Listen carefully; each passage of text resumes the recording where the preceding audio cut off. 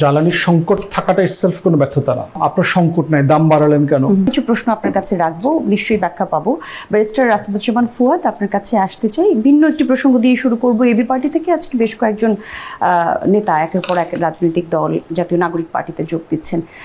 এটি কি সাংগঠনিক দুর্বলতার কারণ নাকি নতুন করে অন্য কোনো কারণ? আপনি বিস্তারিত জানাতে চান দর্শকদেরকে? ধন্যবাদ।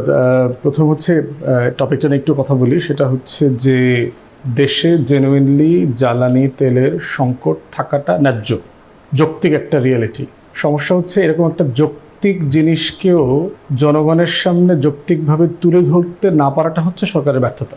জ্বালানির সংকট থাকাটা ইটসেলফ কোনো ব্যর্থতা না, কারণ যেই রিয়েলিটিতে আমরা বাস করছি, চাইলেই আমার ইম্পোর্টের যেই ধারাবাহিকতা, যেই কনসিস্টেন্সি থাকার দরকার ছিল, সেটা সিম্পলি পসিবল না, এবং এটা প্রত্যেকটা দেশে এফেক্টেড হচ্ছে। প্রশ্ন হচ্ছে আপনি এই সমস্যাটা কিভাবে অ্যাড্রেস করবেন। আমরা শুরু থেকে বলেছি যে মাননীয় প্রধানমন্ত্রী সংসদের রাজনৈতিক দল এবং বিরোধী যারা সংসদের বাইরে আছে তাদের সবাইকে নিয়ে একটা ক্রাইসিস মিটিং করা দরকার, বলা দরকার এইটা আমার সিচুয়েশন, আমরা কালেকটিভলি এই ন্যাশনাল ক্রাইসিসটা কিভাবে হ্যান্ডেল করব। কারণ এইটা এমন একটা বিষয় যেটা নিয়ে কোনো দল পয়েন্ট স্কোরিং করতে পারবে না, যে আপনি চাইলেই অনেক পয়েন্ট পেয়ে যাবেন, এখানে যুদ্ধে জিতে যাবেন, ব্যাপারটা এরকম না। বরং সেই কাজটা করা হচ্ছে না, তথ্য গোপন করবার মধ্য দিয়ে যেটা হচ্ছে। এবং কোনো মন্ত্রী বলছেন যে ইতিহাসের সবচেয়ে বেশি মজুদ আছে, তথ্য গোপন করা হচ্ছে। হ্যাঁ, এবং তথ্য গোপন করে ইতিহাসের সবচেয়ে বেশি মজুদ, এই ধরনের বাগাড়ম্বর কথা কিন্তু আওয়ামী লীগের আমলে আমরা শুনেছি, শুনে লাভ হয় নাই।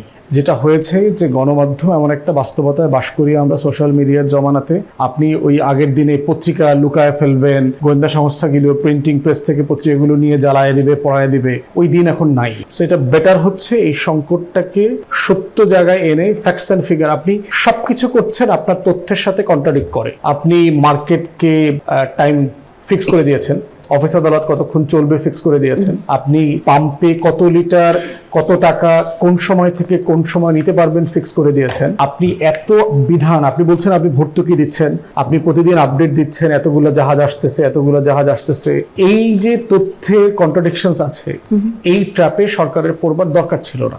এটা খুবই একটা অনেস্টি মেনটেন করি এই প্রবলেমটাকে অ্যাড্রেস করা সম্ভব ছিল সকল দলকে দিয়ে। এবং আমি মনে করি যে এটা এখনো শেষ হয়ে যায় নাই। মাননীয় প্রধানমন্ত্রী সংসদের বিরোধী দলগুলো যারা আছে তাদের সাথে বসেন, ডেকে বাইরের লোক যাদের সাথে বসা দরকার তাদের সাথে বসেন, এনার্জি এক্সপার্ট যারা আছে তাদের সাথে বসেন, বসে একটা পাবলিক সেটেলমেন্ট করেন।